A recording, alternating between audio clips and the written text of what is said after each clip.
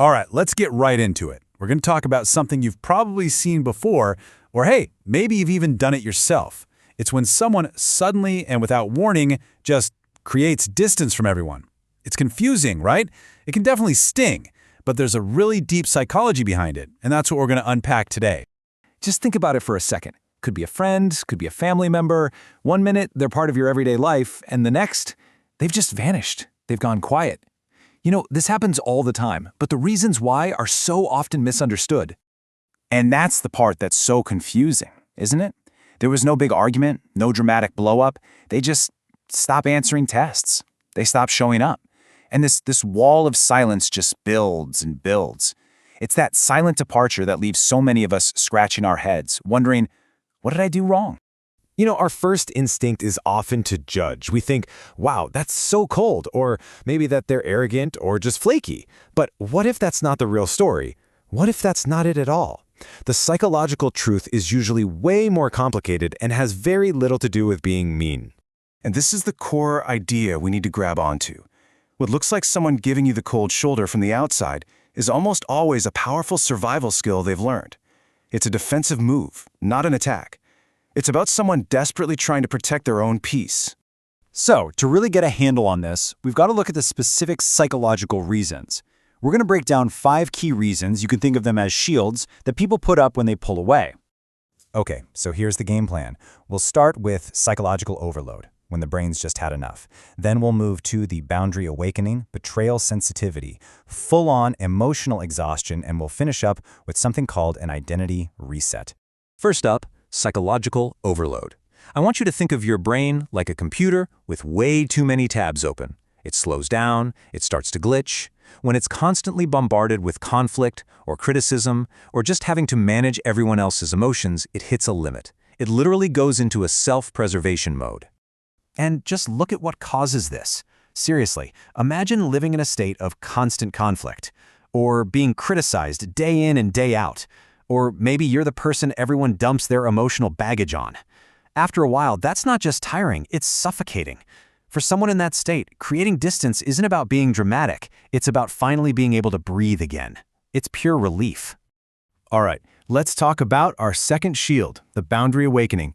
This is such a powerful shift. For years, maybe even their whole life, this person was a people pleaser. They ignored all the red flags, they let disrespect slide, they gave out second, third, and fourth chances like candy. And then one day, something just snaps. And it is so critical to get this. This isn't them suddenly becoming a harsh person, no. It's the final straw. It's a breaking point that has been building for years.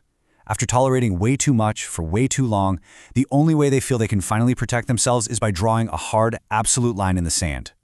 Number 3 is betrayal sensitivity. Look, trust is the glue that holds relationships together. When someone shatters that trust, a deep, painful betrayal, it can literally rewire a person's brain.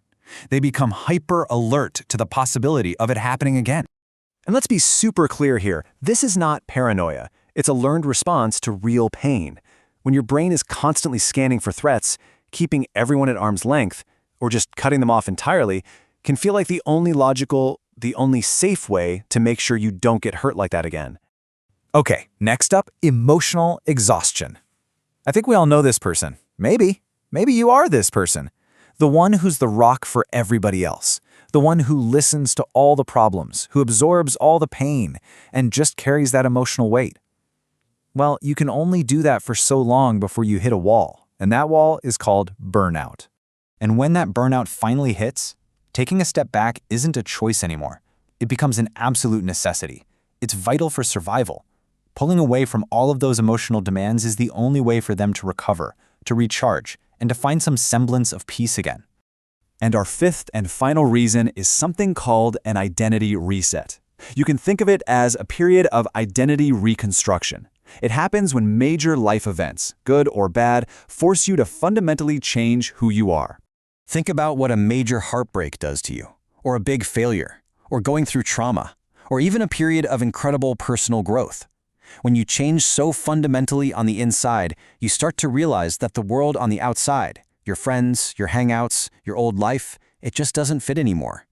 Distancing yourself becomes a natural, even necessary part of that evolution. So now that we have all that, let's try to reframe this whole thing. This isn't about punishing people, it's about self-preservation. This right here, this is such a game-changing way to see it. The action isn't about an aggressive push to get people out. It's a desperate pull to bring your own energy, your own focus, your own sanity back inside. It's an act of reclaiming what's been lost. Okay, let's bring this all home. And if you've ever felt the need to do this, if you've ever been the one to pull away, I really want you to hear this next part. Let that sink in for a second. It is not a flaw in your character. It's not a sign that you're a bad person or that you're broken. It is a deeply human response to being completely overwhelmed. It is a sign that you are trying to survive. So let's just retire that old narrative, okay? You're not cold. You're not heartless. You are protecting your energy. You are guarding your peace. You're doing exactly what you need to do to heal. And that kind of leaves us with one last big question to chew on. If we can really accept this behavior not as an insult, but as a survival mechanism, how should that change how we react to it? Maybe, instead of judgment, we could offer compassion. Instead of anger, quiet understanding. Just leaving the door open for whenever they might be ready. It's definitely something to think about.